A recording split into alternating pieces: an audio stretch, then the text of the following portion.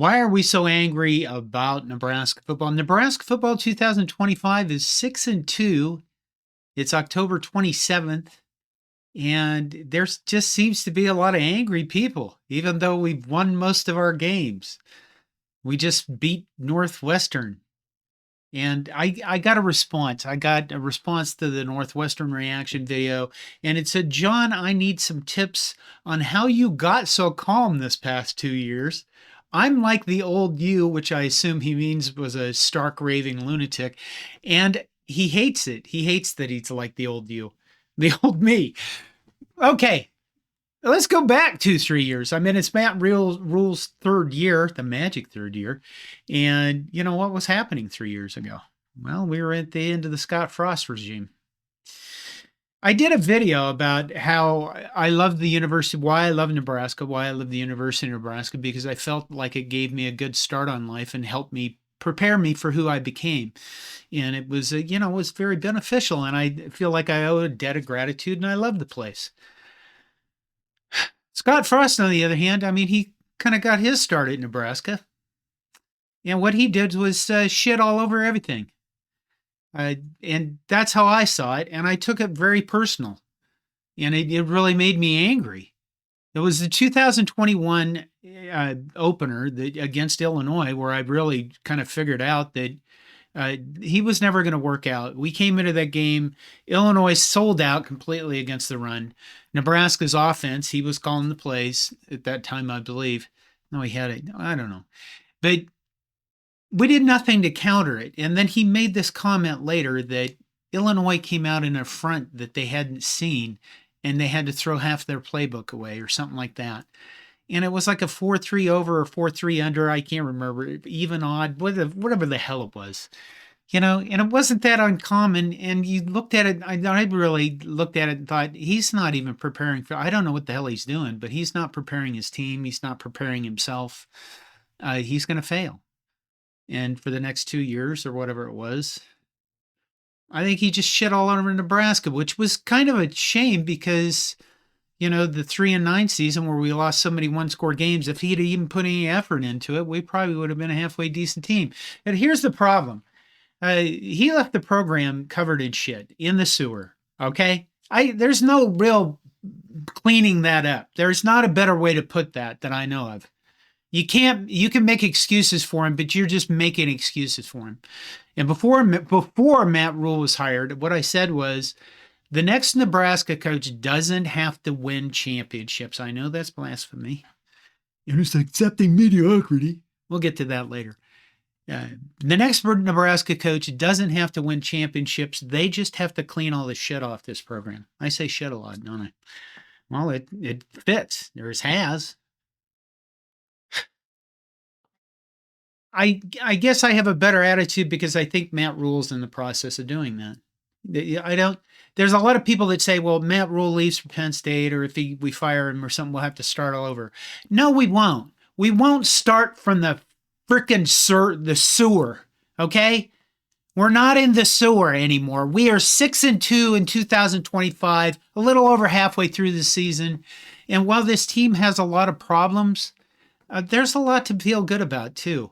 I don't know, it's like 6 wins and 2 losses. That's pretty decent, especially when we would have been 2-6 before.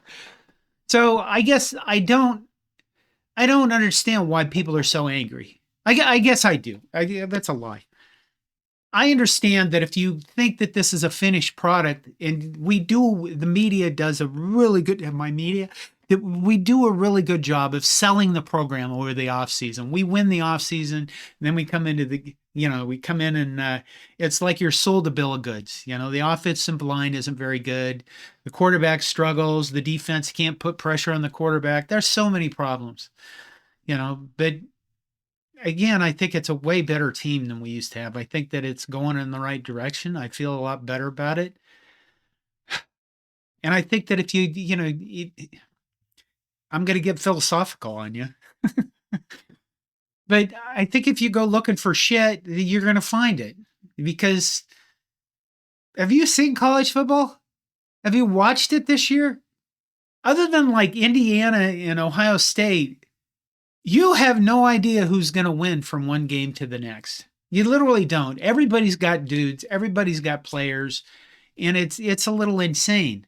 And I'm sure a lot of you looked at, okay, we barely beat Northwestern. We got lucky. I saw some comments like that, whatever. Luck counts. I don't know where you live, but luck counts in games. But I know a lot of you probably looked at the Minnesota Iowa score and thought, well, Minnesota beat us and then Iowa slaughtered Minnesota. No, we're not going to win another game. And it's that shit again.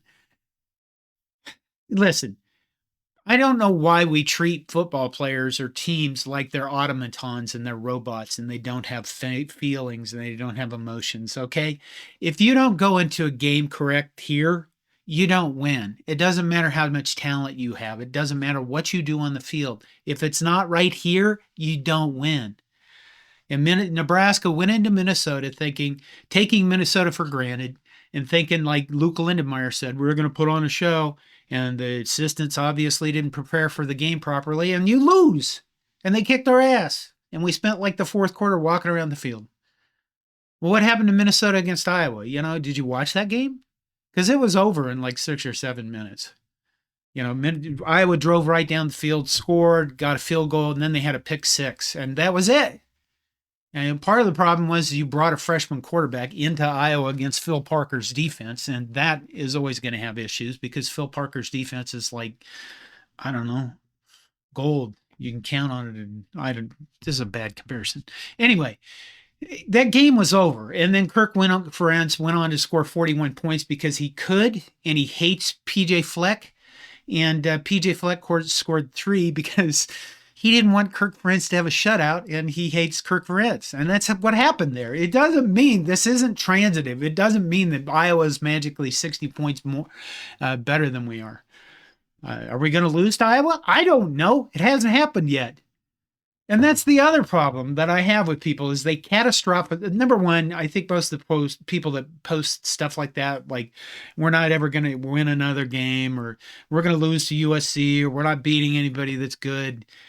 It's this catastrophizing stuff. That's what I call it. It's when you look into the future and all you do is see shit. And then that's what happens. You get shit. Life turns to shit. There's that word again. Kind of addicted. But it's not a good place to be mentally, unless you're just a troll. And I think most people should be ignoring those kind of people because I think 90% of them are trolls. And then the other 10% are miserable. Because if that's how you live life, that's miserable. So, number one, how did I get so calm the past 2 years? I think because I feel like we're going in the right direction under Matt Rhule. Is he the guy that's going to win championships for us? I don't know. The season's still got a lot of games left to play. And it's basically November. We're a 6.5 point dog, I think, to USC, which means it's at home at night. So we're a 9.5 dog pretty much to them. Are we going to beat USC? I don't know. Like I said, what happens week to week in football these days? If we can run the ball against them, yeah, we probably got a good shot at it. Keep the turnovers down. One thing that's missing very badly is explosive plays. Other teams have beat us with explosive plays. Darius Taylor on the, 65, 72-yard run, pretty much broke our back. And everybody went to shit after that. Northwestern almost did that with their long, 4th and 2 or 3rd and 2, whatever the hell it was, where he broke out and got on that long run, and we came back and won the game with a special teams play, really. Or in a drive late, because they had mental fortitude to do those things. The other part of this is kind of personal about why I've tried to calm down the last 2 years, and that's because my brain injury is getting much more difficult to manage.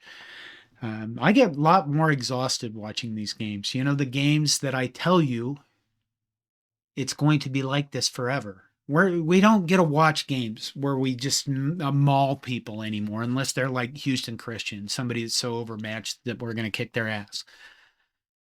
They're all going to be like this. This world has changed. That isn't which do people with this post these things where you say, you're accepting mediocrity. I got news for you. Whether I accept mediocrity or I don't accept mediocrity doesn't really have any effect on the big scheme of things. I have no idea.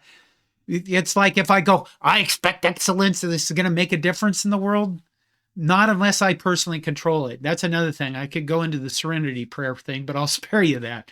Listen, the brain injury, things have gotten a lot more difficult to control. I watch these games and they can wear me out. And I go into the post game thing and I just don't have as much energy to be angry as I used to. And one of the things about managing the fatigue that comes with brain injury is that I've learned that being angry is exhausting. When you're younger, you're 22, you can walk around being angry all day long and it doesn't really affect you that much. You hold it in, you get to 4, and then you have a heart attack and you drop dead. That's kind of a warning, but it's harder to. One of the things I just had to learn is to stop being angry about everything, or control my anger to an extent that it doesn't exhaust me, and that's hard to do because I could go into all this stuff about being a heart attack survivor, and I'm not sure if it's appropriate to do that now. But everybody is aware, what the hell, I'm going to do it. If you don't want to watch this part, then don't listen. When you everybody is aware of the emotional trauma that comes with a cancer diagnosis, okay?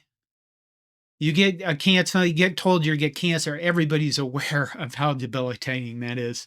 Anger, depression, anxiety. That happens too with heart attacks. But nobody's aware of that. Nobody talks about that. You got the breast cancer people that have made people very aware of, trying to support people with cancer. You've got Team Jack has done an excellent job of making people aware of pediatric brain cancer. Nobody does this for heart attack survivors. You leave the hospital and you're like, wow, what the hell do I do now? Oh my God, my heart feels weird. Oh, I'm going to the ER. It took me a year and a half to get over not going to the ER because I was freaking out about something. You can feel, I paid so much attention to my heart, I could feel my heartbeat. I could feel the blood flow through my heart. That's how close attention I paid to it. And every time there was like some small glitch, it was off to the ER. Because that's what they told you. If you think you're having a problem, you better go. And it took a lot of working on confidence and not doing the thing that a lot of people do, which is catastrophizing, looking into the future and looking at this is the worst thing that can happen, and that's probably going to happen, and everything's going to be bad, and this relationship sucks, and my car's going to break down, I'm going to lose my job, and the dog's going to die. And you know what I mean? That kind of thing. We don't live for now. And I guess one of the things I have learned to do is live right now. Be happy we beat Northwestern. Be happy we are 6-2. Look out into the future and project that. What's the point? I mean, I know I'm in media. I'm supposed to do this for clicks, but I'm not that good a liar.